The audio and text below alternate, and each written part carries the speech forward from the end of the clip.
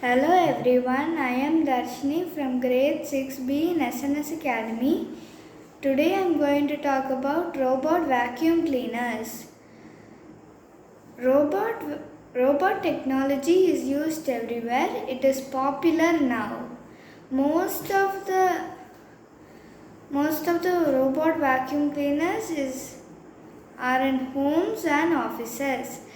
These robot vacuum cleaners are automatically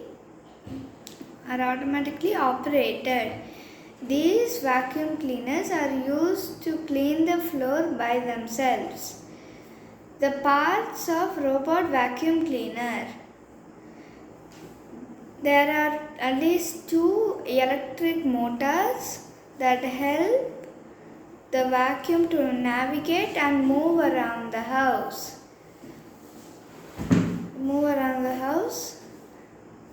Air suction pump is that it sucks the air and dust into the vacuum cleaner. Filters help to separate the air and dust. Dustbin is used to store the dust into the vacuum cleaner. Battery is used to give energy to the motors and air suction pump. Electronics and software. Circuits and software are the brain of the vacuum cleaner.